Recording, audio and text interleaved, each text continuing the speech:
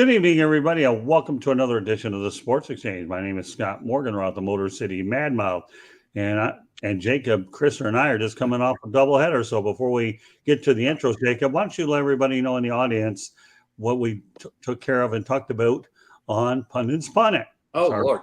And I'll tell you this, there was a lot of good stuff. We talked about Ed Reed not getting his contract ratified by Bethune Cookman, which we're going to part 2 next week with another guest. Because there's a lot to bring up on that. And then we also talked about as a debate, should there be trash talk in sports? And then we talked about the Savannah Bananas and if they're going to save baseball. So there's a ton of different views that we all talk about. We go into in our show, it's not just stats, it's not just everything. It's where's the world going? I think without the production, we're the more advanced outside the lines. Because we're going to different spots. Well, what I like about that show, as well as a lot of the other ones that we do here on South Florida Tribune Broadcasting Network, is I love magazine style formats. I really do. I'm not going to sit here and dazzle you with updates. I don't care about that stuff no more. It's human interest. Anybody that's a journalist that can appreciate human interest, will realize what we attempt to accomplish there. So, meanwhile, we have a new person here and hopefully a regular on the broadcast. And I'm just going to call him Con Man because of all the pronunciations I've ever had to deal with over the line. I don't want to sit here and make a mistake, but Con Man suits the man who I'm looking to have on as often as this guy wants. Con Man, you have an open invitation, but right now you have an opportunity to give everybody an intro about yourself. Well, first of all, Scott and the crew, I want to thank you guys for having me on the show. I'm very excited, looking forward to having a great time talking sports. My name is Michael Concesio. They call me the Con Man for various reasons. I do have a couple of sports podcasts, and I enjoy talking sports. I am 62 years old. Therefore, I claim to be an NBA historian, and I like talking about the old players, the old NBA, as well as the new. But I like to be able to address the issue of the former players, and I enjoy doing that as well. I've been in touch with the NBA Retired Players Association in conjunction, so I'm trying to do that, keep their memory alive, and try to enhance their pensions and all that stuff. But anyway, basically that's about it. I have a couple of sports podcasts, love talking sports, and I do a lot of community things, and that's about it. Hey, Mike, wanted to bring this part up real fast. Sure. Scott's very first episode on Pundit's Pundit, we talked about the ABA and talking about the punt. We talked about that. I brought this thing up with one of the ABA guys going to the hospital and dying and bringing up their pension issues. That was his very first show. Wow. We brought that, and then a few weeks. Not saying that they'll see it from us from that. But I saw that from a USA Today article, and then we saw their pension. But we talked about that. Scott's very first show.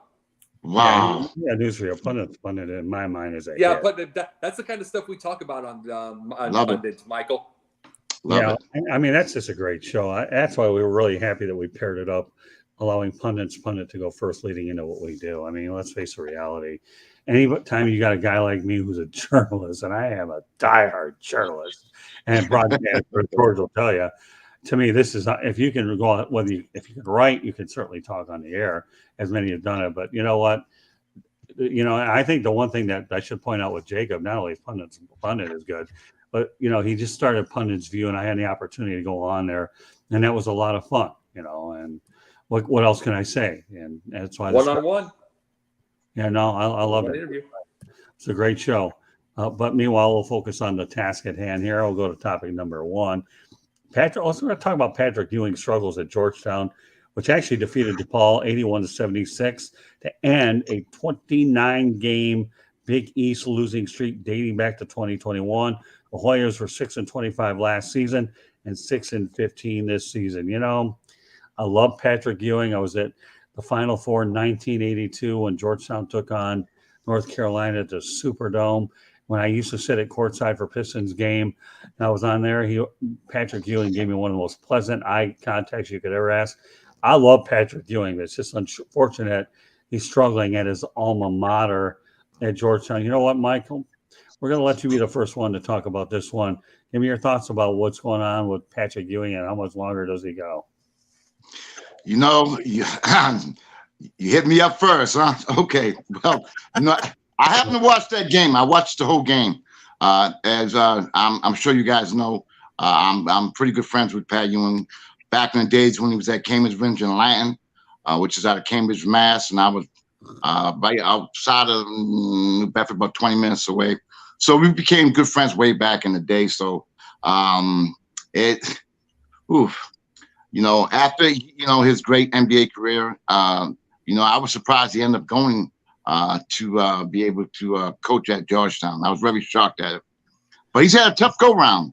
He's had a tough go round as far as recruiting is concerned. And obviously, the big win they had last night was like, since 2021. And, it was good to see him finally pull one out. The first win in the Big East. How long is he going to last? It's tough because of the tradition of Georgetown. And, they stuck with him this far. Most coaches would have been gone a long time ago, if we want to be honest. But him, having the tradition with John Thompson and the great teams that they had. Right. I think the leash is going to be a little bit longer. But, I watch them, and they do have talent. They just they're always in games. They just can't seem to pull the games out. Even last night, it was good against DePaul. That was a good game. They played pretty well. They got some talent. I think he needs to do a little bit more recruiting. And what his chances will be as far as future, I think he has to at least show some more team wins by the end of the year to show some improvement. And I think he'll be given maybe one more opportunity, then he's got to go. Mike, I have a question for you. Do you know Mike Jarvis, former St. John's coach? Oh, man. He was on my show about 4 months ago. I had him on my show twice. Yeah, I'm going to refer back to him a little bit, especially with you on Sports Exchange. We might be talking more basketball, but I know. Yeah, I know. He's a personal friend of mine. He's been on shows of mine in the past. So Mike Jarvis. Yeah, he's out in Florida right now. He's out in Florida. Yeah, I know. Well, he's not far from me, actually, now that I see it. That's it, yeah. Yeah, he's actually, I believe, in Boynton Beach. Was like Candy. How long is that? About 20, 25 minutes away? Yeah, bro. Yeah, Coach Jarvis is great. He had a tough time over at Florida Atlantic University coaching over there. Yes, now I know. It was tough for him. FAU isn't one of the. Dusty May's doing well with it, but a lot of individuals that have taken on that FAU job have found difficulty succeeding there until Dusty May had. But I know that Mike Jarvis. I know Mike Jarvis well. In fact, he wished me a happy birthday this past year when they turned 60. But he's a guy that we're talking to, so one of the classic people. And I figured. And Scott, do you know he coached Pat Ewing at Cambridge and Latin? Yeah, he told me that. Yeah, he did. Yes, absolutely, yes. Yeah, he did. No, I know. He's giving me all kinds of stories on Patrick Ewing. I know. I had no choice but to ask you, and I kind of figured. No problem. Love it. All right, we're gonna move over to. Hey, by the way, Michael, somebody had to be first. It might as well be you. I didn't care. But I'll go ahead and shuffle the deck throughout the show to keep you interested. And then again, I don't think you ever lose interest anyway. So, all right. But and George, what are your thoughts about Patrick Ewing? And like I told you, he gave me some pleasant looks when he was with the Knicks at the Pistons at the Palace. So go ahead, George. Well, I agree with Conman. He's got to start winning. That's the bottom line. I've seen this happen in Detroit sports over the years. Joe Schmidt, a Hall of Famer, coaching the Detroit Lions. Alex Delvecchio, Sid Abel, Ted Lindsay coaching the Red Wings, Alan Trammell coaching the Detroit Tigers. They all got fired or had to resign. Great players. It's a double-edged sword. I'm telling you, when you hire somebody like that with a great name, the pressure's on. Michigan's got it right now with a guy named Juwan Howard. Yes. And they are not having a good year right now, but he's above 500. His team's playing a lot better than Patrick Ewing's team. That being said, I agree with you, Mike. Give him at least another, hopefully through this year. I'd like to see him at least get through next year too. That's my thoughts. Okay, Jacob. Here's the thing. Scott's heard me say this. Was it? Yeah, Conceição, right? Yeah, Conceição. But it's like I like that. I'm not gonna go con man. That's too easy. But no. The biggest thing. He's heard me say this. to me, there's not that many bad coaches, Not too many bad. I'm just going to say this part. To me, if you're don't have great record, a lot of them are teachers. A lot of them are teachers of the game. Here, the thing about it is that's what Patrick Ewing's had to be because he's got pretty bad teams. But I'll tell you this, unless you have a better idea, Georgetown was a mess with John Thompson III. Yeah, they were a mess with them. And they just had better records and it was showed. They just left it right onto the thing. And this is the truth. Unless you have a better idea, I'm giving a decade to Patrick Ewing. I'm going to give it and let him run himself out of it because this is the truth about it. We are talking about recruiting, okay? What kid knows? Patrick Ewing could be their grandpa now. Patrick Ewing could be. I grew up with Patrick Ewing, Larry Bird, all that stuff. This could be their grandpa now. Forget dad. Right. And it's like they don't have a clue. I mean, okay, you try to show them. Try showing them the highlights. Oh, it was nice, but hey, look at those short shorts. and then look at, oh my God! I mean, good God, they had horrible production values. Look at that video. I don't want to watch that. That's exactly what they're going to do. You show them a couple minutes of that. You can't get them onto this. So now, what do? You got to show them something. You know what he's going to? Patrick Ewing's going to. You're not going to show them. They're not going to come at 6-25. They're just not going to. So this is. You know what you're going to have to do if you're Pat Ewing. Start all over. You're going to have to get the people. You have to win with them, teach them, and win with them somehow. And personally, to me, I don't have anything better. I ain't going to have anybody better out there. It's like I'm not going to do another John Thompson III back again. I'm not going to get that. I'm not doing that. I'm just going to let Pat bring his own legacy away from the Knicks, because no one knows him from that time. If you talk about recruiting, take a look at how they're recruiting Bronny James right now. They have to get a manager to go through his mom, not even LeBron. So you can't even see the kid. So how are they going to coach the kid? And that's the same boat with the way everything is with NIL. So with NIL, it's going to be the same boat. So guess what? And there's NIL going to help with the 6-25 team. So they're not going to be in the NCAA tournaments anytime soon. So give him a decade. Give him a decade to fix this thing and let him get his legacy as a coach and forget the Knicks. I agree with you. I think that's a good idea. I don't know if that's going to end up happening, but you brought up the NIL. Maybe some people don't know what that means. It's name, image and likeness. Yes, right. Correct. And also the portal.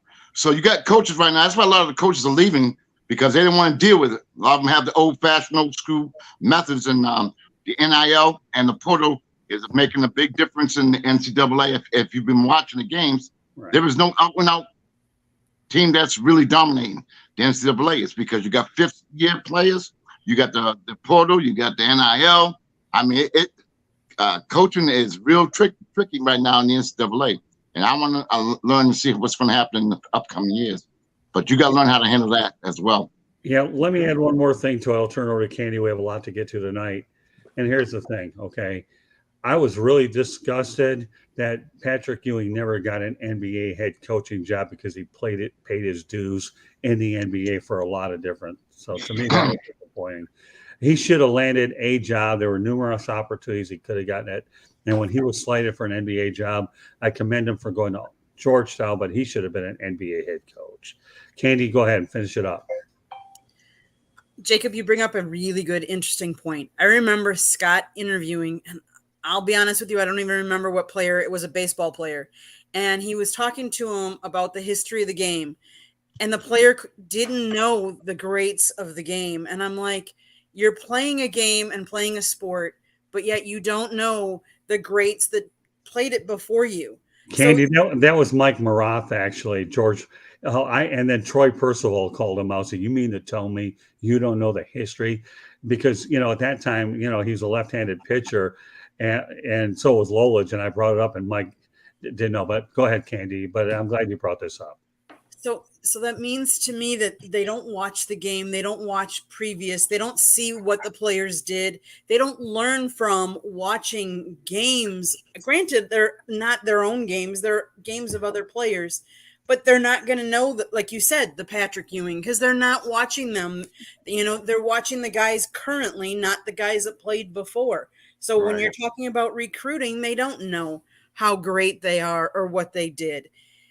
And they're not, most kids these days aren't students of a past game. They are students of right now, what they're doing. They're into social media. They're into what's now, not what was before. So they didn't see how the game developed, how the 3-point shot. They're not learning like from that medium. They're not. They're watching their own films. That's it.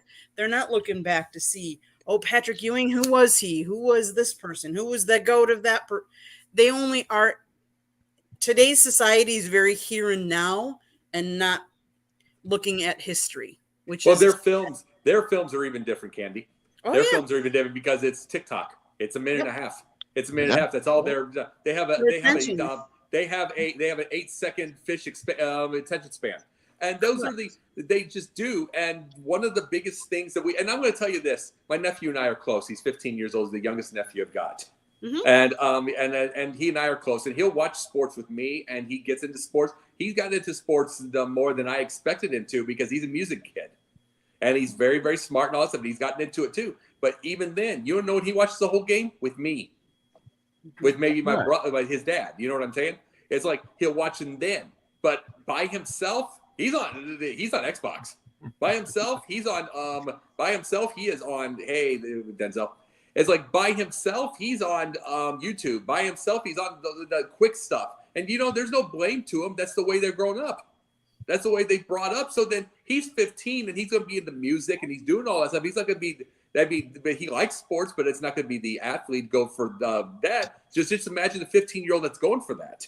They're going to be the same mindset that he is. And what's funny too, people, is that, I'm a referee and we refereeing the league that has 1,000 kids during the summer. So I see exactly what you're talking about. They come, instead of working on their game, they're on their phones and their computer games and things of that nature. I see it all the time. But like you said, it's the way it is now. It's unfortunate, but it's the way what can you show them on? This is the truth, though, Mike. What can you show them from the game from back then? Basketball is a way more spread out game. It's a 3-point game. There's the defense is very Larry Bird, every bit of it. Because Bird wasn't a one-on-one guy; he was basically a free safety. Everybody, including Ben Simmons, is basically a free safety. This is a one-on-one thing. Baseball is all home runs and strikeouts. Football is all passing. The best defense in the league would have been 15th about 10 years ago. It's like they all score points. What can you show them now? They'll laugh at the video. They'll laugh at the video quality. They'll laugh at the tight whatever. They'll laugh at the short shorts. And they'll laugh at everything. And they'll laugh at the fact that the game is nothing like it was.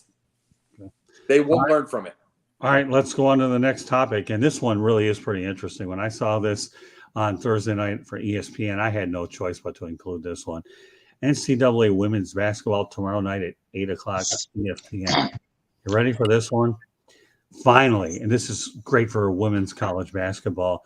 Number 5, Connecticut, 18-2, first in the Big East against Tennessee, 16-6, third in the NCAA SEC. Here's the thing, okay. What rivalry, to me, put women's college basketball on the map? This one, Gino Auriemma against Pat Summitt. What really angers me is why they did not play for a long period of time. I tell you what, Pat Summitt, to me, was just one of the most unbelievable people on the planet.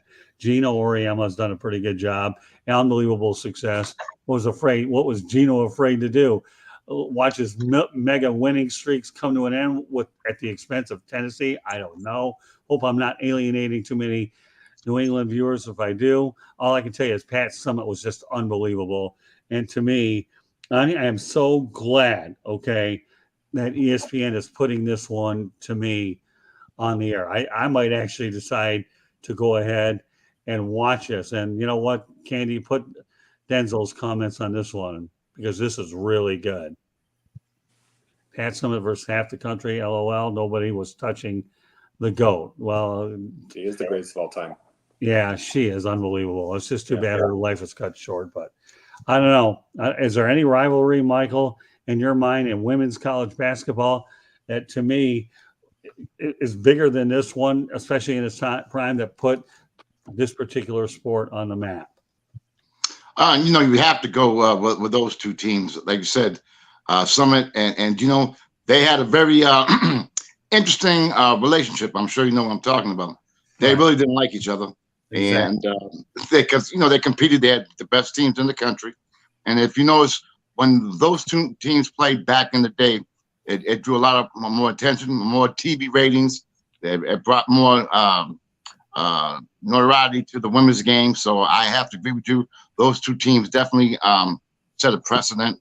And I'm looking forward. I'll be watching that game this week. And then you got to realize, too, UConn, they've had abundance of injuries, and they're still ranked number 5 in the country. I think Fudd and another player who had major knee surgery, I forgot her name. You guys know what I'm talking about? No, I'm sorry, I don't. Oh, and they have a point guard who was like leading the nation scoring prior to last year. She's out at the middle of last year, and she's out all this year again. So she's rehabbing her knee. And they had the leading scorer this year, Fudd, who ended up hurting herself as well. So, yeah, I'm up on the women's game. But to answer your question, absolutely, those two rivals definitely set the tone. Yeah, I can tell you right now what I'll be doing here at home tomorrow before we head out to Daytona on Friday. I am watching this game. I'm talking about it on the air because I'm really interested. No disrespect to Rutgers. They have a good program. University of South Carolina at Stanford. Wasn't it one of those Southeast Louisiana schools too, Northeastern Louisiana? That was pretty good for a while, but then I haven't heard a lot about them. But to me, I can't remember the last time I watched a NCAA women's basketball game, but tomorrow, you know what? I am going to watch this one. And I have the utmost respect so much for Pat Summitt. What she's done to the women's game is just remarkable. And of course, Gina Auriemma has done an outstanding job, but Pat Summitt is queen for me. All right, George, turn it over to you. Well, I think that women's basketball has really arrived. The WNBA and the NCAA, the women's Final Four, CBS and ESPN have done a terrific job. Those two networks of note, and to a limited extent, ABC, a part of the ESPN family, of course. And yeah, Pat Summitt's was a great coach. Yeah. And you're right, they had a sibling rivalry, these two. It's a great matchup. And, the ladies, they're playing every bit as hard, every bit as intense as the men are. And I, for one, like I said, have been very happy with the explosion of women's basketball, not only the NCAA, but the WNBA as well. Yeah, I hope ESPN gets phenomenal ratings, and I hope you have a great attendance, because I hope that will drive this rivalry back to where it once was, because it was just, in my opinion, unbelievable. So I'm really pulling for a big gate and a sellout, so to speak, and great ratings, and hopefully we'll see more of it. All right, Jacob. You made a good point 2 weeks ago, Mike. I saw you talking about this thing, and 2 weeks ago on Pundit's Pundit, one of my subjects was one of our subjects that we talked about, the horrible promotion of women's basketball as far as the names, and it's the idea that I saw it on Twitter. A'ja Wilson. It was A'ja Wilson from the Sparks. She had three. She had all-time in scoring, assists, and one more thing, I think rebounding, and for the whole season. And they just showed her face. And the casuals are not going to know who the hell it is, nor are they going to look for it. Right. And the thing is, so guess what? You did this tonight. You didn't even know the names. That's not your fault. They don't, for everything that it has come alive, George, you're right. But they still don't promote the way they do men, nowhere close. Because even a historian like Mike had to struggle with names. Yes. And it's like, and that's a historian there. And this is the thing about Pat Summitt. You know why she's the greatest coach of all time? It's not the numbers. She had 1,098 wins. That's not the records. It's not that. You want to know what it is? She built the game. She built the women's game. She literally drove her own bus, fixed her own bus, did their laundry, did all that stuff, had to literally sometimes she'd get to a stadium and they'd end up doing something else at the last minute and have to negotiate a new place at the last second. She had to do all those things to build the game. Yeah. That makes her the best. That's not Gino Auriemma has the numbers. Who cares?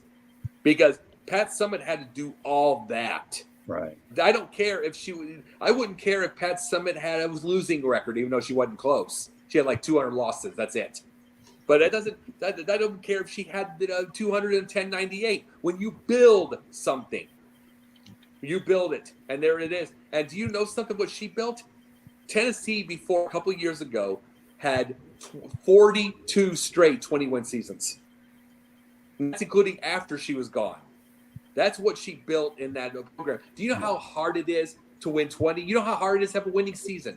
This is what fans will never understand because they don't know how to coach. They think that Madden is real. They think fantasy football is real. They think all that crap. They're idiots. I call them emotional nitwits. They think this. They think all of this. This is not true. None of it's true. Do you know? But guess what? 42 straight 20-win seasons. And it's like, and in the midst of that was 8 national titles. You know how hard that is to do. There's greatness. There's greatness, and they didn't have any national titles, just because of what you built. Yep. Yeah, that's pretty impressive. For sure. So yeah, this game will be great, and I'll watch it. I mean, that's impressive, Jacob. Thanks for the numbers. Yes. Those are some Very good stuff, Jacob, with the numbers. All right, Candy, close out this subject. So while I agree that this is such a great rivalry and it's brought a lot of notoriety to the game and it's brought a lot of girls to play more basketball, there is still such a huge gender inequity between men and women's basketball. Basketball, all sports. I was reading a report that says that the NC2A awards 28% of its annual revenue distributions, which is more than $160 million, to men's basketball 2A, the March Madness tournament for the men's side. They award $0 to the women's side. Wow. I said, so it just amazes me yet how big the differences are. I understand men's basketball brings in more, but that's because we've promoted it more. And it's more the norm. I want to see more of these sports teams publicize and more media and everything publicizing the women's. I'm happy that ESPN is putting finally a good matchup for women's basketball on ESPN. They need to do more of that. They need to show off the talents because the girls are playing just as hard as some of the guys and practicing as long and as hard. Yeah. Mm-hmm. They need to bring it more to light. Yeah, well, let me tell you what. Go ahead, Jacob. You counted. You were going off what I was talking about, Candy. So I knew you were listening on that. And see, the biggest thing was that was another. By the way, Mike, that was another pundit's subject. Another one. It was the horrible way that the women's tournament, when there was a women's tournament and it was in a ballroom and then they took 45 minutes for a girl with a blown out knee to get her to a medical hospital. attention. And the medical attention. And it's like, I had that one on the pundit too. I talk about these things with this. We all do. Scott does. We get this. But this is the thing here. This is where I call myself pundit's pundit because I'm calling out pundits. They're liars. They're loudmouths. They're showmen. They're not getting anything there. They're trying to shame people they don't agree with. They're getting nothing done by shaming. It's like what I call pundits because I'm shaming the shamers. It's like I'm shaming the shamers when I'm calling out pundits. That's why I'm called pundits pundit. I want that. It means quit shaming people that are not going to listen to you. Get something real done. It's like let's get real weight rooms into the women's thing, which they finally did last year. Let's get those things. Do real work. Quit shaming what's not happening. Right. And that's the whole thing. Then of course you're gonna get your column. I was like, oh my God, they're so misogynistic. That ain't helping. Not helping. Oh my God, this is so racist. Not helping. Not helping announce. People don't listen. They're not listening, and things. And it's like we talked about Ed Reed tonight. No matter what Dion did, it didn't help. It didn't help the overall thing. And then Ed Reed lost his job because he called it out. It's like all this shaming and all this thing. That's what pundit is. Let's get something real. Okay. And by the way, Candy, the Tennessee Connecticut, that's a great matchup, but I appreciate your point about getting these good matchups out there. And I apologize, Candy, if I went off beat path. I just Oh, No, you're good. No, you know what? The one thing I do, Michael, is to me, I like every one of my analysts to go out there and speak their mind, and I don't really care. I mean, all it is just time, right, where we have a chance to get our message out there. I have a firm belief in this industry. You talk until you put a punctuation mark at the end of what you're saying, and that's good. So I everybody, invent punctuation marks. oh, you did? Well, the content that I get where you have one big run-on sentence that I have to go out and edit, it's another story. Well, we're going to stay on basketball. I told you, Michael, now that you're on the big show here, there'll probably be more basketball as well as other sports, but this week happened to be a lot of basketball stuff, and you're going to find out over the next two before we shift a little bit over the NFL. All right, with that said, billionaire Matt Ashibia's purchase of a majority stake in the Phoenix Suns and Mercury is expected to be official prior to February 9th, which is the trade deadline per ESPN. Baxter Holmes and Adrian Wojnarowski. I can tell you right now, thoughts. I want you guys to give me your thoughts on Robert Sarver. He was fined $10 million, is suspended by the league in September of 2021 due to inappropriate conduct as well. I should say that the Suns are 25-24, and they're 7th in the West. And that franchise was actually sold for $4 billion, and Ashibia net worth is worth $4.9 billion. And as George and I both know, that he played on the Michigan State team in 2000, won a national championship. So, when I was messaging you a little bit earlier, Michael, you said you, to me, had some thoughts on it. And then mind you that Ashibia is going to be the youngest NBA owner at the age of 42. I'll go from there, Michael. Yes, that whole transition, I guess they have to make approval by the deadline, trade deadline before that becomes official. Right. I did a little bit of research while that whole thing was transpiring, because we know the incident that occurred with the Clippers owner, and so it seems like wherever Chris Paul goes, trouble follows him, or he follows it, whatever he goes. Kind of interesting dichotomy there. But what I was saying, as far as the new ownership, I mean, the way that they adapt, like you said, he was part of that 2000 Michigan State team. I think Martin Cleaves was on that team as well. Yeah, he was actually. Yeah, well, okay. So I remember that, and I don't remember him as a player because he was a walk-on. But I do remember that after he graduated college, and he fell into his father's, I guess, good wishes. His father ran a mortgage company, and he started with that. And his younger brother fell into the same thing, and now they're both co-owners per se of the the Phoenix Suns, and I think they have 60%. Yeah, the Phoenix Mercury. Yeah, they're co-owners. Yeah. Correct. Yes, right there. They have 60% of ownership. But the only thing that's kind of shaky is they don't have much cash. A lot of their money's in stocks. So I don't know how that's going to turn out as well. And I wonder what the take is going to be once, in fact, they do end up becoming owners, because it has to go through a 2/3 vote, I think, by the deadline as well. Yeah, well, I think right now, Michael, that's probably more of a formality for two reasons. One, the NBA wants to get rid of Sarver in the worst way anyway. Absolutely. And they feel they got a pretty credible bid with a family with a good track record. So, like everybody was looking to get rid of Donald Sterling as much as they could and entered Steve Ballmer. This one will go by relatively smooth. So, yeah, to me, I'm happy for the Suns. They'll get it. They don't need the distractions. Monty Williams doesn't need that. Chris Paul and the rest of that group. So, and what's funny too is that they as U.S. stated, I think they originally stated how much they paid for the original team in 2004. The prior owners, I think you said it was $40 million, $400 million. $4 billion now. So I guess it was a pretty good investment. Almost as much as you have, Mike. You think? Almost as much as you have. Thanks a lot. All right, George. Michael's a tough act, but go ahead. Give me your perception of the teams that were. Well, I don't care where the money comes from. I mean, I do care. I don't want it to be illegal money, whether it's in stocks or bonds or whatever. this man is a brilliant kid. 43 Oh, yeah. years old, Mhm. 43 years old, and he's a billionaire already. Like you said, United Wholesale Mortgage, one of the top rivals, by the way, of Dan Gilbert, who owns the Cleveland Cavaliers. Right. And for fighting for the dollars here, especially in Michigan and all over the country with mortgages. So Ishbia has done a great job.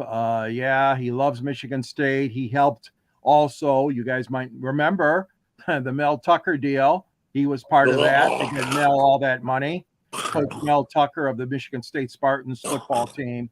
And of course, he's a good friend of Tom Izzo and the guys Yes. at MSU being on that championship team, as you mentioned, Mike.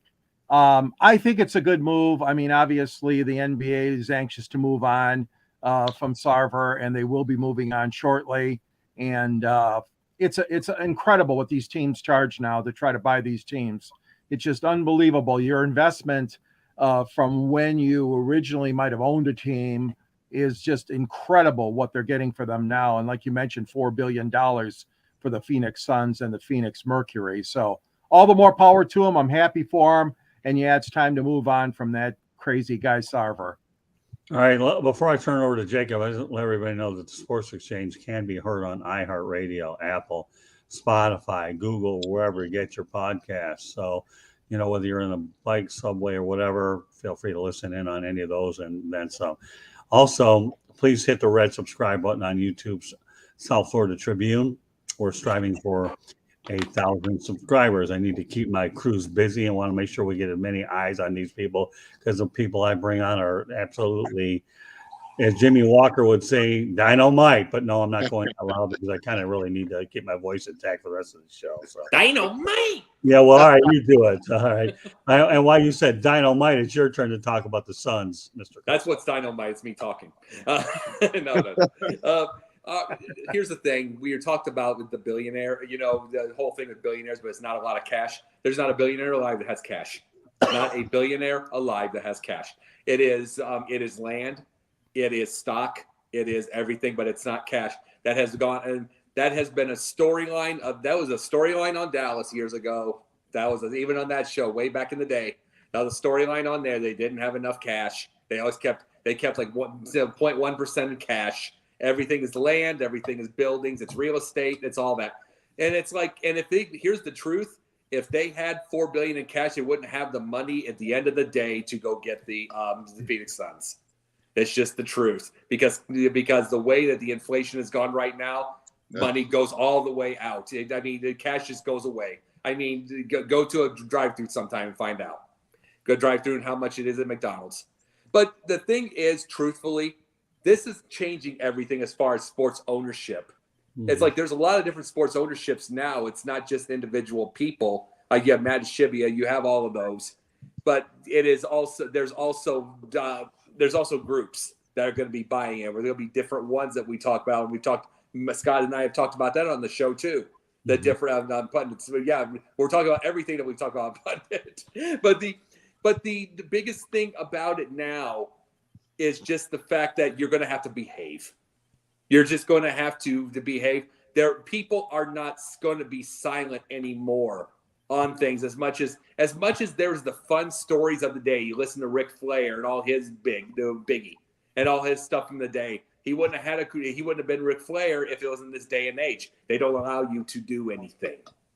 So do I wish there were, we talk about trash talk. Do I wish there was a little more and people would lighten up? Sure.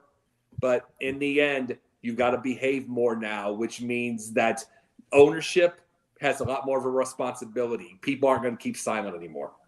Yeah, true. And obviously, as Michael indicated earlier, we began with Donald Sterling getting run out of there. And now Robert Sarver is finding his way out pretty quickly. Yeah, but Donald Sterling was also a crook. I mean, besides him being a horrendous racist, that's almost beyond the thing. They would have people with like free throw contests and do everything and say you win $1,000 or to a double or nothing, and then he wouldn't pay him. Yeah, but we all for years. Yeah, no, Jacob, I'm with you. Donald Sterling was, to me, he was a disgrace and arguably one of the worst owners in pro sports, anyways. But once the racist stuff came out, then that certainly made it a lot easier to get rid of them. It expedited the process, is all it is. But Right. that's all it did. I mean, That's Well, what it remember, did. remember what Exactly. remember what Denzel said tonight. Reactive. We're a reactive world. He should have been gone a lot earlier, but we had to get reactive. no question about it. I love all these reference to pundits, I think they're absolutely fantastic. So, all right, Katie, you know the drill here. Oh, will the sun shine in Phoenix about the latest move? It's much needed. Let's face it, Jacob. To talk about what kind of go off what you were saying, we're not putting up with that. We're more being proactive instead of always being reactive. The reason why we're always so reactive these days is because of social media, because of our phones, because everybody's recording this and everybody's recording that, and we're looking at videos and everything's coming out, and all these, we're recording phone conversations and stuff like that. So much of that is brought to the forefront, and you're being exposed. It's not the days of, I'm so thankful I grew up years ago when there wasn't social media, when there wasn't all these phones and people putting up this TikTok video. Oh, you did this, or you said this, and I recorded that.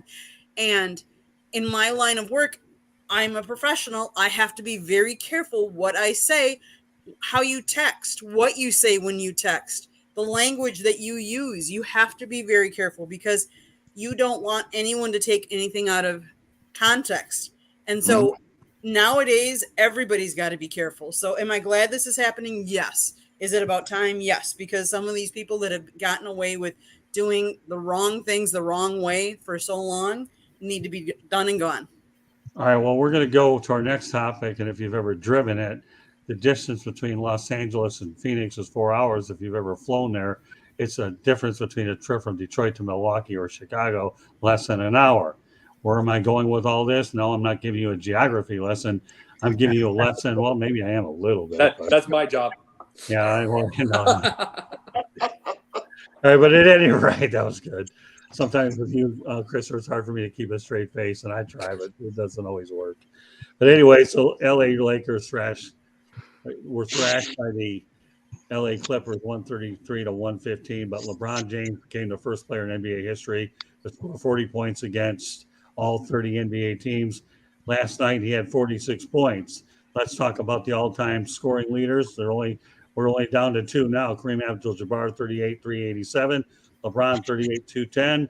Here's where we're going to go with this, okay? According to Pat Riley, neither Michael Jordan or LeBron is the GOAT. He will always be a Jabbar guy all day long, and the sky hook was unstoppable. Well, now this might be somewhat Basket Bros material, but to me, LeBron James, a heck of a player. You always wonder how he would have fared, when you had hitting in the Bad Boys era. But you know what, Michael, I'm going to turn back to you, my friend. When you're talking about LA, I like going to you, Michael. We're breaking you in, and you're doing awesome, my friend. And we're looking forward to having you on more. But give me your take on what's going on with the Lakers, not only with LeBron James in that scoring record. He's probably 5 or 6 games away from surpassing Kareem, but talk about the whole LA basketball scene, particularly the Lakers. Well, I know we have a few other guests because I could talk about this for a long time, but I'll be brief as I possibly can. Okay. Got to give a lot of credit to the longevity of LeBron James. Yeah. I mean, you got to remember at his age, I think he's 38, 20 years in the league to accomplish what he's accomplished, I think is a true testament to, his focus on the game, his mental attitude, and he just loves the game. And to be able to play that long, there's only a handful that I can recall that played over 20 years. And for him to be as effective as he is at that age is a true accomplishment. Now we're going to talk about Mr. Alcindor. Now, if you guys may or may not remember, Alcindor didn't go to the NBA right out of high school like LeBron did. Alcindor couldn't play his freshman year at UCLA. So you figure, right, if you take those years and put Alcindor coming out of high school, can you imagine the numbers he would have put up? So in that regard, and again, developing the sky hook, which I still don't remember or realize why they don't have him teaching these young big men how to use that sky hook because it's a tremendous weapon. Especially Embiid. It's with those too long arms. old. It's too old fashioned. You know what, Tom, man? That's a really excellent point, and I am really glad you brought that up. Let me just expound on it for about a minute. It makes me wonder because, number one, okay, Lou Alcindor, Kareem, whatever, okay, played 3 years under John Wooden and won like heck over at UCLA and didn't play his freshman year. But it makes me kind of wonder, after what you just brought up, how many more points had he have compiled had he have played those 4 years in the NBA where James did go ahead and come straight from high school. Excellent point. So you know what? Probably 50,000. What's that? Probably 50,000. Oh, Probably be at 50,000. So yeah, no, Michael, I'm so glad you brought that one up. I never even thought about it until you just mentioned it. So Well, go I ahead. saw Jabbar play, and he was a hell of a ball player.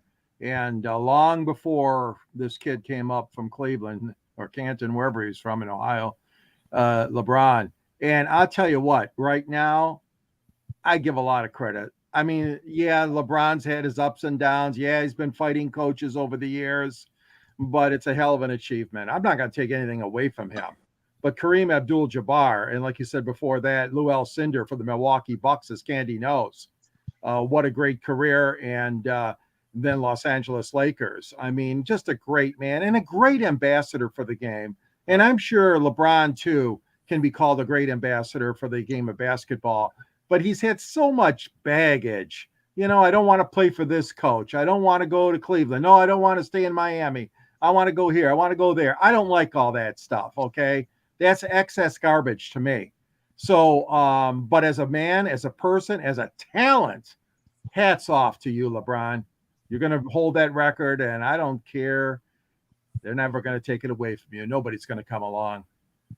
Yeah, I actually never thought that record would be broken. So a couple more people have entered the chat room. We appreciate the comments. So Smoking Jeremy B, Scott. yeah, Candy, put him up there. Let's see who else joined the party. Oh, Will Vogel. Very, very good point. Oh, Will. I will. Hey, Will's not. Let me tell Hi, you. Smoking.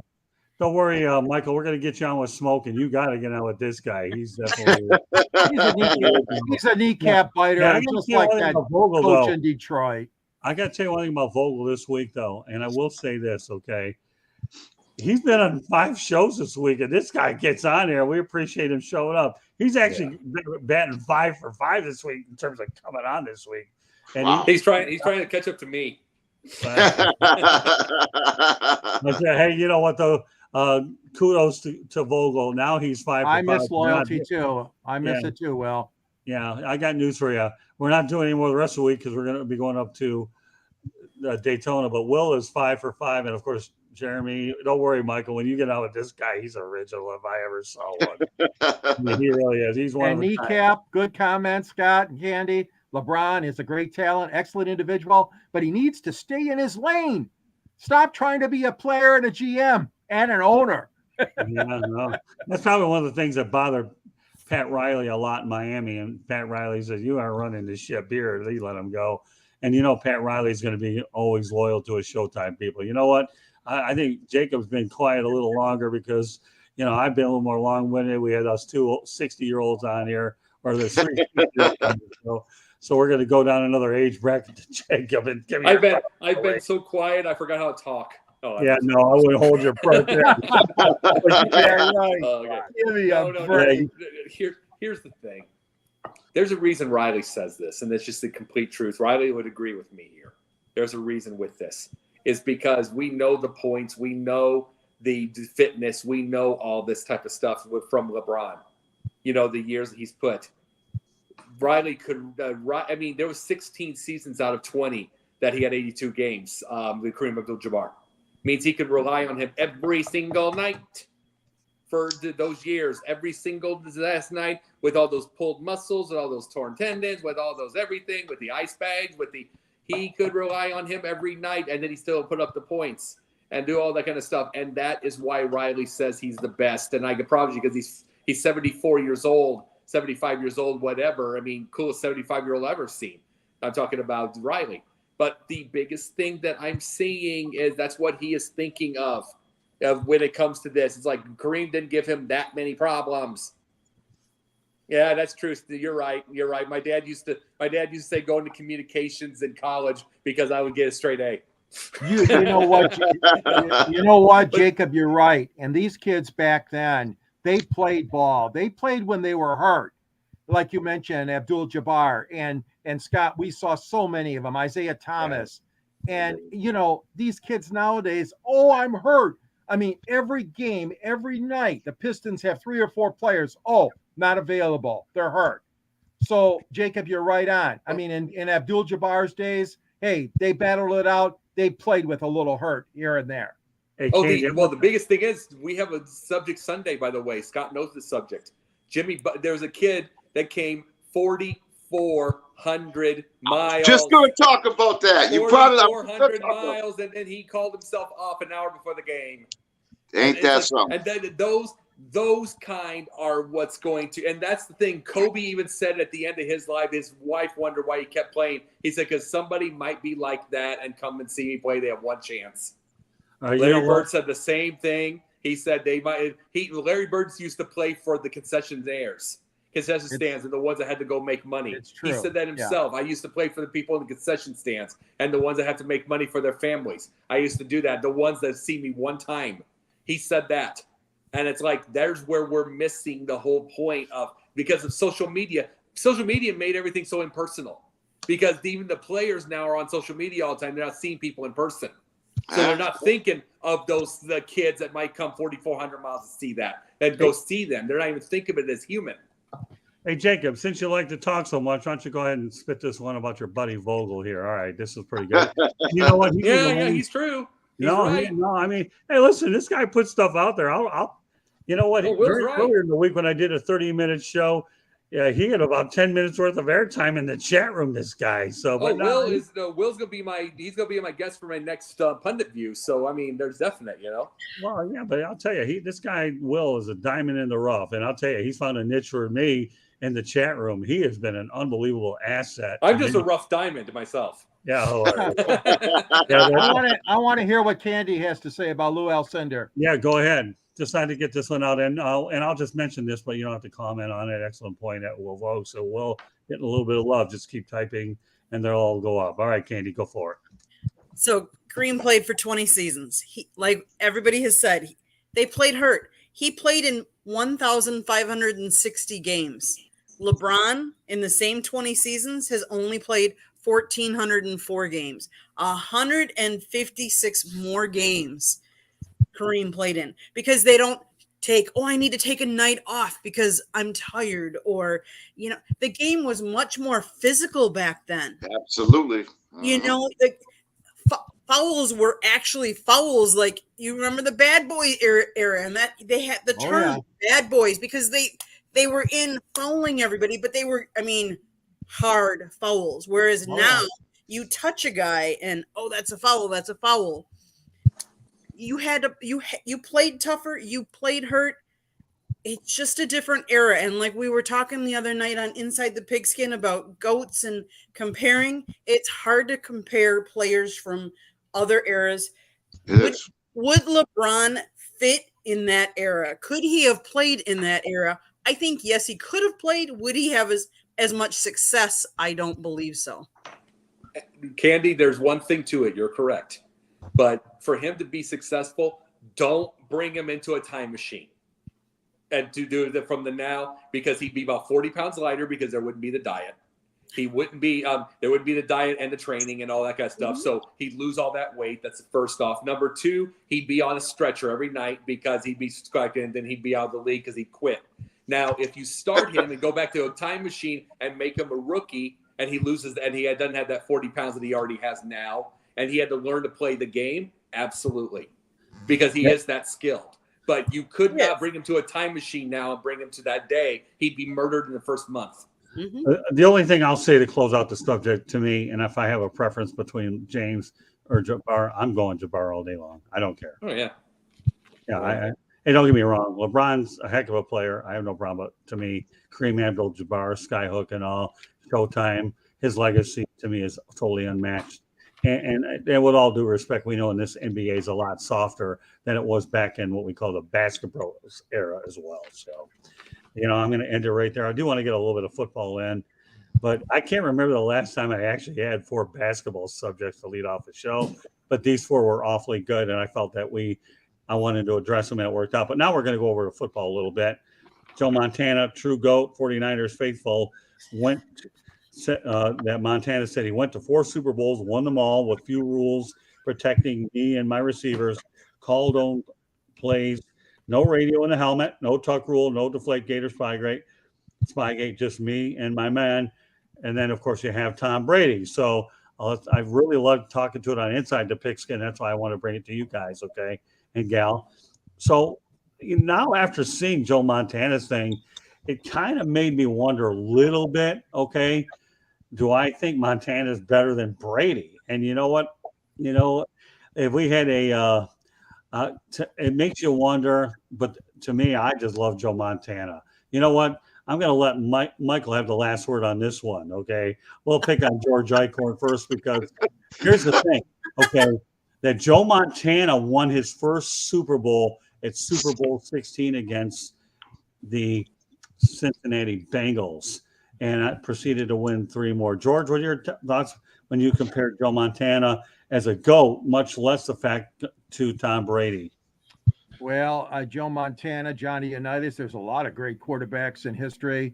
And the Pontiac Silverdome, which will be remembered because Vice President George Bush's motorcade delayed a lot of fans from arriving for the opening kickoff of Super Bowl 16, Scott. For the longest time in history of television, that was the highest rated and watched program of all time. I'm not kidding you. Super Bowl 16. I'm glad you brought it up. Montana won. He beat Cincinnati and Kenny Anderson at the Pontiac Silverdome. Just a great quarterback. Just, I always admired him. Not only is that, but just a wonderful man.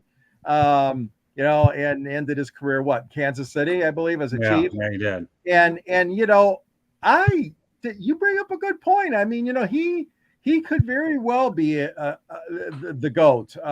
Tom Brady, it's hard to top him, but I tell you what, Montana was like I said, a great skills, great quarterback. He made the best of his ability, and he wasn't a complainer. And you're right, Scott. All those things back then where they didn't have this, they didn't have that, they didn't have the protection, they didn't have the radios and the ears. It's amazing what he went through and what he accomplished too. Yeah, a 3rd-round draft choice out of Notre Dame, and it didn't hurt that he had the catch to Dwight Clark when Vince Scully on the call. And if that didn't really go ahead and raise a few eyebrows to get that ratings up there a little bit, I don't know what. Now I will turn over to Michael. Go ahead. Well, I live in New Bedford, Mass, which is about 25 minutes from Foxborough. So, I'm going to be getting some heat, what I got to say. Basically, I think Joe Montana is the GOAT. If you're going to look back, again, you know what I do when I make comments? I go by the impact. I go, what impact did a player make as far as rating him as the GOAT or one of the all-time greats? And I think that Joe Montana, Terry Bradshaw, although Terry really wasn't as skilled as Joe Montana, we all know that. But, I truly believe that people view their heroes or their GOATs by what resonates with them. If you're an old timer, you remember the old school. Whereas if you're a new timer, you remember the new school. So it depends on what people's opinion is and what resonates with them. I remember way back in the day, because I claim I'm old school. So that resonates with me more than the younger players. Plus, there was hardly any TV back then. So you had fewer games to watch. You wasn't bombarded by all the cable stations and all that. So again, as I stated before, the players were larger than life. Whereas now you got all kind of cable stations and all this. It kind of diminishes the feeling of it. But to answer your question, it's going to be hard to top. Tom Brady went to 10 Super Bowls, won 7. I mean, it's going to be hard to top. I mean, 7 rings, very hard to top. But in my eyes, if you're going to ask me who was the better player, I'm going to go Joe Montana. Who had the better career? Tom Brady. Well, Brett Gardaby in the chat room says Joe Montana is the top 3 quarterback of all time. He certainly could make a case for being the GOAT, going 4 for 4 with a lot less technology to play with, but we'll leave it at that. I love the opinions actually coming out of the chat room. I'll go to Jeremy real quickly. When you look at the rule changes to protect wide receiving quarterbacks. Joe Montana was one of the first true GOATs of QBs. And when he says one of the first, I think that's a really good way of explaining it. So, all right, Jacob, go ahead. All right. Here's the thing. It's Brady. And I'm saying I love Montana. I'm from 84. I'm from 84, guys. So I got his career. I'm 6 years old and I could absorb it. So I've seen the whole careers that a lot of people from my age not. So I've seen Montana, then I've seen Brady. Here's the thing. Montana was a wonderful quarterback. He was an all-time great. The thing about this, though, he got absolutely murdered by the Giants. The first part of his career was murdered by the 46 defense, the Bears. And then he didn't solve the Bears until they got rid of the 46. And it was just the thing. And that's like 87, 88. You know what I'm saying? Until then, they were getting clobbered. And then the Giants, he never had a thing. Remember, we beat 49-3 in a playoff game. And it's like Tom Brady never had that. He did lose in playoffs, but he never had that where you just dominated him and you had to get it figured out. He never had that thing. Tom Brady's probably the smartest quarterback of all time by far. He has you figured out. We brought up Bird. He is Bird. He has you figured out 3 steps ahead. And it's all that stuff like that. And you're right, the rule changes, but it's like Brady could have played on this time because he's been absolutely killed and hit before the whole thing, and he got up. So they just call it a pretty boy. But really, Brady's hard to beat because he figures people out before they can hurt him. And look at those records, look at those numbers, look at everything. Does that against Montana? Oh, hell no. I saw 9 of his years. The biggest thing, another thing that goes against Montana, it's not his fault because it's Bill Walsh. Bill Walsh being way too trigger happy. Steve Young. The Steve Young, Joe Montana war where they went back and forth. Tom Brady never had to deal with that. So there's a few things by itself that bring Brady ahead. Not all Montana's fault, but there's those deals. Candy? Michael, you bring up an interesting point because we were talking about this last night on Inside the Pigskin, and you said which player made a bigger impact. So my question to you guys is, who has the most MVPs of the regular season between the two? Montana has 3, Brady has 2. Brady can have more yet because he's still playing. But in that realm, if you think of impact on a team, because let's face it, you're playing a team sport, to get an MVP, I hate to say this, you could put Rodgers above both of them then because he has 4. That's interesting. Well, it's just a slight correction, Candy. He's won 2 NFL MVPs and 3 in the Super Bowl, Joe Montana. Correct. Well, just 2 in the league. No, I read it was 3 in the league, and then I just checked it right now as you were speaking, and according to Wikipedia, 2-time NFL Most Valuable Player in 89 and 90. And something that our buddy here said, Mr. Jacob, good point. 16-7 was Montana's playoff record. That can't compare to Brady. You're right, Jacob. 16-7 overall playoff record for Joe Montana, and 3-1 in the Super Bowl. I don't mean to correct you. But he got Candy, I Candy, don't mean to interrupt you. He had to deal with the 85. He had to deal with the 85 Bears. He had to deal next year with the Giants. He never beat the Buddy Ryan defense. Mind you, Bears defense with Ditka, I'm not going to call it the Vince Tobin one. I'm not going to call it that. That was Ditka's. The one with Ditka was good, but it wasn't Ryan. And then they could figure that out. But he never beat the Parcells or the Bill Belichick defense on the Giants. Never beat Buddy Ryan's. That's the whole point. They got killed by both of them. Where there's never been a defense that killed Brady. Well, the only thing I'll say about the subject is you can make a good case for both of them. I love Joe Montana. I hear he had like 40,000 some odd yards. I realize Brady has a lot more than that, but you know what? They at least have 4 Super Bowls. We know Brady has 7 and Montana with 4. You know, like Will said earlier, you can't go wrong with either of them. Although Realize 40,000 what you said. what's that? This is the truth. Let's pretend remember 40,000, just the way it's so different, the way that the people are covered now. This is the truth with this. Right. If for an example, a Mitchell Trubisky made it on the Indianapolis Colts, hypothetical, and got 7-8 more years or whatever, he's got 40,000 too. Oh yeah, no, I know. He's nowhere ever going to be a Montana, but it's just a different time. Well, listen, Jacob, let's not kid ourselves here, okay? And that's this. Numbers today versus what they were before will never be what they are. I never thought that Dan Marino's 60,000 yards could ever be touched. And look, what is he, like 7 or 8 on the depth chart here? So, I mean, those are numbers that were unbreakable. And again, here on this very show, I didn't think Kareem's numbers were untouchable. But meanwhile, what do we have? Today's pro sports versus the past. So I completely know where you're going with this, Jacob. LeBron's not untouchable either. He won't be untouchable. People just score like crazy now. Oh, yeah, He won't be don't give away one of my topics for next week. I'm going to actually wait for JB and Rick Curdy. We're going to have and you know what? We're going to have a lot of people on with I got Rick Curdy here. I don't like LeBron. Yeah, no.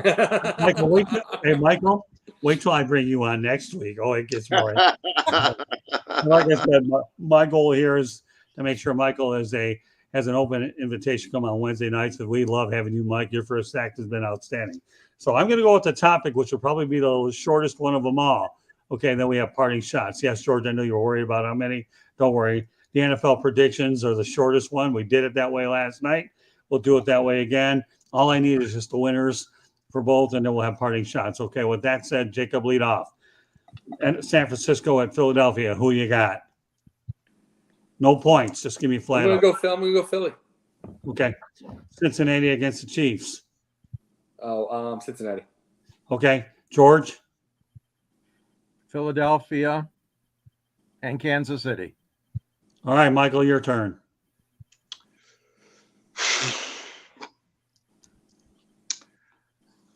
San Francisco.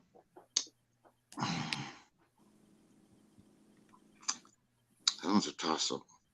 I got to be quick. I think I made things easy on this show. That's a tough one. Go ahead. You can go to the next person. No. You can go. We don't have that many people. Next week, that's okay. It's all it is protection. What is your gut telling you, Michael? Yeah, what's your gut telling you? It's going to be 2 good games. That's what it's telling me. Boy, that was hard to figure out. Obviously, I'm going to go San Francisco and Kansas City. Okay, that's good. Candy? Philadelphia and Cincinnati. And you know what? I'm going San Francisco and Cincinnati. How do you like that? The road teams come away with wins. Another rematch. Yeah, well, no, this will be the third time they will match.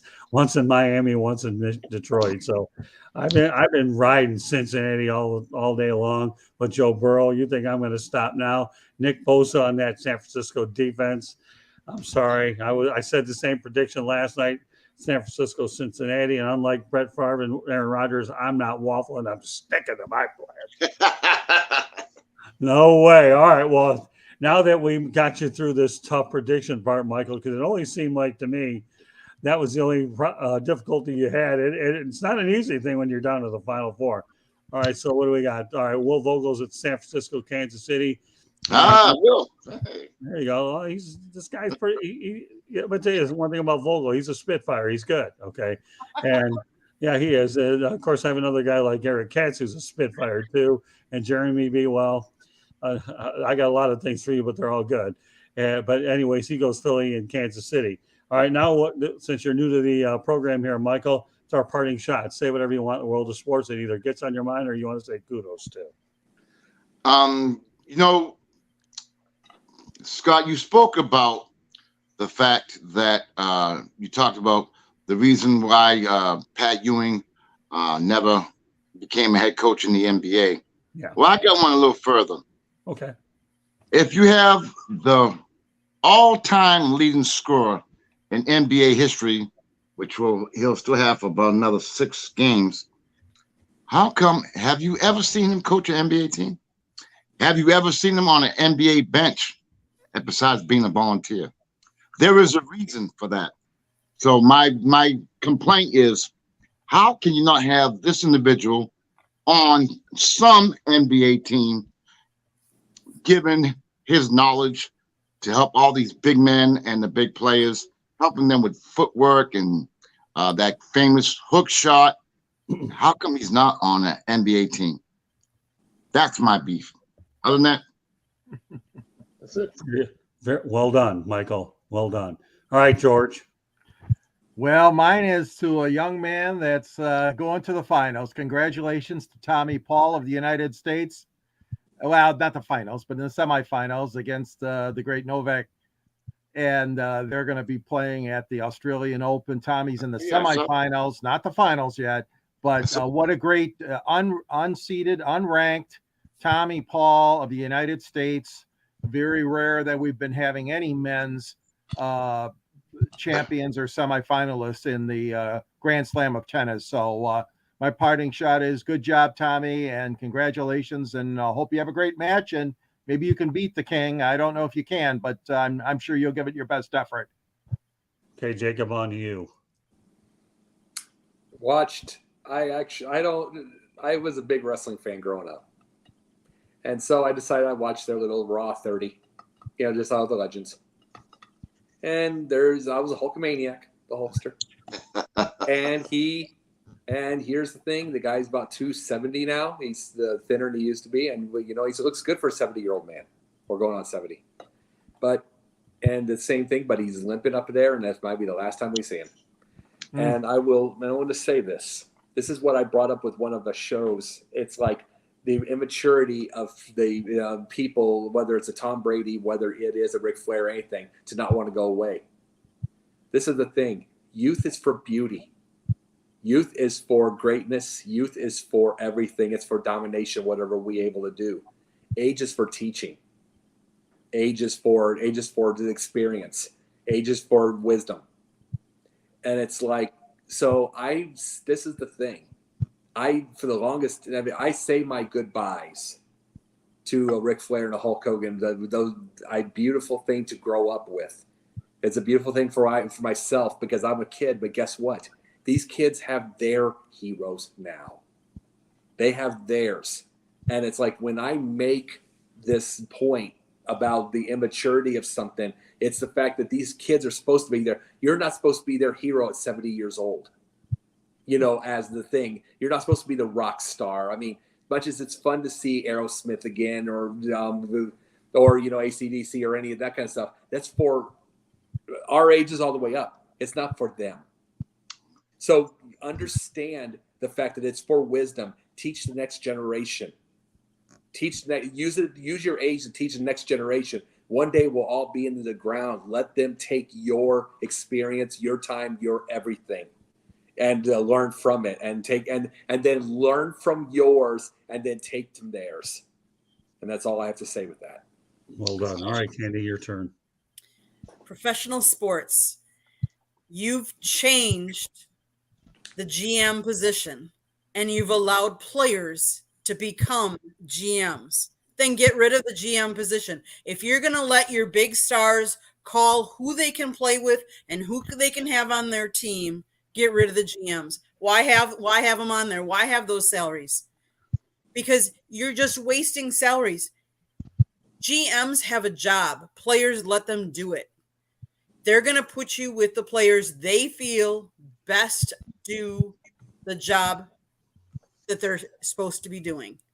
And this is frankly going out to, and we all know I'm a big Wisconsin, I'm a big Packer fan, Aaron Rodgers. Yes, you deconstruct your contract, but don't tell us who you want on your team. You want all the same players from last year. Well, how did that work out? Did that work out well for you? Did you make the playoffs? No.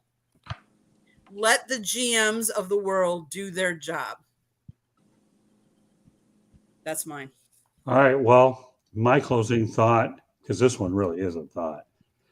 As a lot of people know, I've been in this business for 43 years. George has been with me all the way. And I've covered thousands and thousands of events. But This weekend is my biggest undertaking of them all. And I mean above Super Bowls, above a lot of things. What do I mean by that?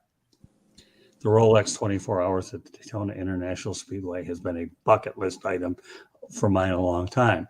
I've covered the 12 Hours of Sebring, pretty interesting road course where, built off of an airport. But I'll tell you what, though, as you get older, you look for challenges, okay? And I'm never going to stop looking for challenges, and I'm never going to stop looking for great guests. I'm never going to stop looking for great commentators and everybody that I surround myself with. I'm proud of every one of them, especially those that are loyal. But you know what? To me, looking forward to this challenge this weekend, here's part of my activities, okay? If I get time, I'll do a little on social media. But I'm going to be writing a journal about this event, okay? And why am I going to write a journal on this event? Because I want to make sure in my mind I remember everything I'm doing. I don't know how long it'll be, but I like to write. I've been doing it a long time. So if you haven't seen me very much on social media this week, I've been very limited. Well, you know what? I've done a lot of resting heavy this week, and I got another couple more days before I take on the biggest challenge I've had in my sports media career. And you know what, Michael, Jacob, George, and Candy, this is the biggest, because it involves more time. This isn't just a 24-hour race I'm going to be covering, okay? This event here is going to be us getting to the Daytona International Speedway earlier, maybe 2, 3, 4 hours earlier, okay? And then the time that goes after that when it comes to the post-race media availability. And what are we going to do in 24 hours? Well, you know what? If you're in that media room, be on the lookout for the Motor City Man Mouth, because I got that iPhone and I'm ready to put anybody on here that makes a whole lot of sense. So I can promise you one thing when we come back on the Sports Exchange, okay? I have a lot of stories. I will inform everybody on the network that there will be no Monday show. All of our Monday programming will be switched to Thursday, and I will have a date with my king-size bed all day Monday is what I will do. And I'm sure you know why I will. I mean, it's just the way it is. But I wouldn't live. I always have that philosophy: Morse and line lives, you got to make the most that you have. One of my other favorite watch lines is Rolex. Timex takes a licking and keep on ticking. I take a ticking and keep on talking is what I do. No, you take a ticking and keep on licking. No. I take a licking and keep on talking. That's mine there. But in all reality, this is really what it's all about, man. I mean, I don't care. I mean, no matter what you do, Super Bowls, but this event isn't going to be 24 hours. You know what's probably going to end up being? And Candy be unfortunately having to do a lot of the drive-in, but it'll be about a 34-hour event. So if by chance I'm not able to make Basket Bros on Sunday, Jacob, you'll have a good reason why, and I'll be fresh as you can be. And more importantly, for the last 7 weeks, I still will have not have slept in my bed, but next weekend I might just get to get reacquainted with my bed as well. No, you want to know what you're going to be like? You remember Kindergarten Cop when he falls flat on his face onto the bed after the kids wore him out? That's going to be you. Oh, yeah. Yeah, you're probably right. You're right. I'll probably go as far as my Diet Mountain Dew will take me is what I'll do, or Diet Coke, because I won't be shortage of things to say, and I won't be shortage of caffeine. And I do want to point something out before I turn over to Candy to finish it up. It's coming up probably tomorrow night. We're going to release that. I did a one-on-one interview on No Limits with a guy by the name of Graham Goodwill. And this guy here, as I mentioned, has covered 89 24-hour races. And he was giving me pointers, and he's going to give me some pointers there. Can you believe that, Michael? 89 24-hour races. I don't count some of the other ones that are a little shorter than that. And I'm doing You could do that, Mike. That's no problem. You could do that. So I got to tell you, folks, I am looking forward to it. So I'm going to enjoy the friendly confines of where I'm at now, because it's going to be a wild ride this weekend. And I am sure I'll have a very attentive audience on next week's edition of the Sports Exchange, as well as the other ones I care to talk about. But I'll be back on the saddle on the broadcast side Tuesday, Wednesday, and Thursday next week, because Monday I'm not doing nothing. All right, Candy, Take it home. That wasn't a rat. I don't know what it was, but So I first want to thank everybody that's been in the chat room. I want to thank Denzel. I want to thank Brett, Will, and of course Jeremy Kneecap Biting for commenting and being observant and enhancing our show. But if you all like this show, there's a red little subscribe button in the lower right corner. Just hit it. Please make us. We're trying to get to 1,000 subscribers. If you like the show, you can also listen to it. If you're ever driving and want to listen to something, just listen to Apple, Google, Spotify, or iHeartRadio. We're on, or wherever you get your podcast. You can always go to our website, www.southfloridatribune.com. If you want to email us your any comments, questions, ideas, southfloridatribune@gmail.com. You can get Scott on Twitter @TribuneSouth. Again, hit the subscribe button on our YouTube channel because we are striving to get 1,000 subscribers. And if you'd like to sponsor this great show or any of the other shows on our network, call Scott 954-304-4941. or they can email us, Candy, at southfloridatribune@gmail.com as well. So there's a couple different ways to get a hold of us. You want to sponsor, great. We appreciate it. We're going to continue to build this thing, and I am determined to find the best people on there. I can tell you right now, I got 4 dynamite ones today. No, not the Jimmy Walker version, Jacob, because I was waiting for you to come back. Dynamite. Yeah, there you go. So I'm determined to bring on every talented individual that I have a chance to get. And you 4 have been nothing short of outstanding. With that said, okay, we'll let everybody know how they get a hold of themselves. All right, Jacob, lead off. Well, you'll see me on Twitter as Jake the Pundit, where I completely and utterly apologize to everybody about everything in the whole wide world, and if they feel insulted or offended. I mean, you know that totally. And then anyway, so then I am Sunday nights on Basket Bros. Monday nights right now it's the Pundit Views. Pundit Views, my new interview show. Tuesday nights during the season, Confidential. Wednesday nights, doubleheader, Pundits Pundit in this. Thursday nights, I got a show called that's away from Sideline Sports called Yin and Yang, which is with TJ Sanson. We talk about philosophy, politics, psychology, films, and theater. So we're all kinds of different stuff. She and I are making a movie, so we're working with that. And then Fridays when I'm called, and as a backup plan, the Gauntlet. So I kind of stay busy. So yeah, I mean, we partner up with Sideline Sports. George and I get on Basket Bros. I'm on there a lot, and George comes on from time to time. And of course, we really take pride in the doubleheader that we have with Pundits Pundit and Sports Exchange, right, Jacob? Yep. Yeah, we do. So one's a good lead in the other. All right, Michael, go ahead. Let everybody know how they get a hold of you. Well, on Thursday evenings, I have my own show called Sports Corner with the Con Man. That's taped live on the Sports Empire Network. And on Friday evenings at 10 p.m., we've been rebranded. The show now is called Top of the Key, where we discuss all NBA topics, and we go at it. We have a lot of debate and discussions, and it's really entertaining show. So again, Thursday evening, 8 p.m. on Sports Corner with the Con Man on the Sports Empire Network, and Friday evening at 10 p.m. Top of the Key on the Sports Empire Network, and hopefully hanging out with you guys on Wednesday, Sunday nights. Well, I have news for you. Wednesday night, you're open, and I don't control who comes on Basket Bros. I'm just glad to be a part of that show as well as Pundits Pundit, because the people, my colleagues on those respective shows are outstanding. I'm just pleased to be associated with those individuals, and our goal is to stay with them as long as we can. And Michael, we appreciate you being on, and Wednesday night as an open invite for you, all you want.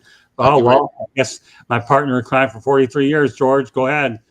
I'm sure you have probably author of Detroit Sports Broadcasters on the Air. Nice book about the history of Detroit sports broadcasting and all the great that we have had: George Kell, Al Kaline, Ernie Harwell, Paul Carey, Ray Lane, Bud Lynch, Bruce Martin, and on and on.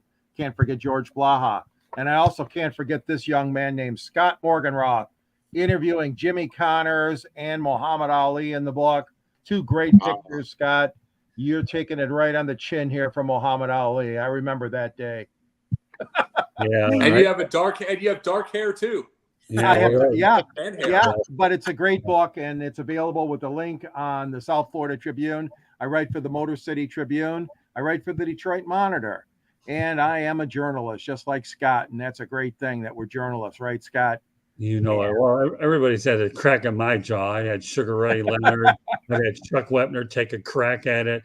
And Scott, I forgot to ask you, is Elio going to race and go for the three-peat this Sunday? I don't know. I haven't looked. I'm just too busy believe trying so. to get my rest. Candy's shaking her head. Yes, Elio Castroneves has won that 2 years in a row. Anyways, have a great time this weekend and can't wait to read and hear your stuff. Yeah, Hey, I'll just leave you guys on one note. A lot of people have taken a crack on my jaw. We had Chuck Wepner do it. I had James Toney. I had Muhammad Ali. I had Sugar Ray Leonard. If there's a jaw to take a crack at, man, this is it. And yeah, Jacob, you know. And don't forget George Eichhorn and you. Oh yeah, that was a good one. You took a crack at me. Hey Scott, here's another thing, Scott. If you want to move, you have complete permission. If you want to move my anything that I write, like any of my columns, over to his nice little Detroit Monitor or any of those other things, feel free. You have all the things in the world for my columns. No, your columns are great. If you want some, I'll definitely send them out. But meanwhile, Michael, no, it's probably a little longer than you anticipate your first time. Sometimes these shows get a little bit shorter. But to be honest with you, we had a stacked deck tonight with the amount of timely basketball I wanted to get in, plus some heavy NFL stuff. I don't apologize for it. But when you talk about a show that was loaded with your first stack, I believe we really hit a grand slam with what we were attempting to accomplish tonight. So, but that said, on behalf of Candy Ebling, Jacob Chris. Wait. I want to tell everybody that they can come see Chicks and Salsa on Tuesday nights on the Sideline Sports. It's an all-female podcast. Come watch, listen to Chicks Talking Sports. I do have one thing that you could do one day. 3 Chicks in the Pundit. Oh, there we go. 3 Chicks in the Pundit. I'm outnumbered, but I'm coming out swinging. Hey, listen, let me tell you something. I haven't been on that show, but I'm not really worried about it. You know, if they want me, fine. If they don't, I got plenty of things to do. But nevertheless, thanks for bringing it up. You ladies do an unbelievable job. You really do. Yes, they do. And I will say one thing, and they all do a good job. In fairness to Candy, she's definitely been in a lot of sporting events, so she can relate her stories based on what we do in the field. So that helps her. But they're all fantastic. So I'm not saying one or the other, but with all due respect, that's a heck of a show. You get a chance to tune in. I believe what is it? Tuesday night, 7:30. Right, there you go. So meanwhile, all right, if I've missed anything, forever hold your peace and tell me now. If I haven't, I'll give a replay of the end of the road here. So on behalf of Candy Ebling. Wait, George, don't get married. Okay. Yeah. I don't know why I saw that one coming. I guess I'll have to try it 3 times. Okay. Yeah. On behalf of Candy Ebling, Jacob, the comedian Chrisner, okay, forget the pundit in this case, George Eichhorn and con man Michael Consatio. How'd I do? Consatio, yeah. Excellent. Time out. I'll get it right sooner or later. My name is Scott Morgan, Roth, the Motor City Madmouth. Thank you for joining us on this really expanded edition of the Sports Exchange. And I look forward to seeing you next week with a lot of stories. Have a great week, everybody. Thank you for joining us. Good night, pundit. Good night. Hey.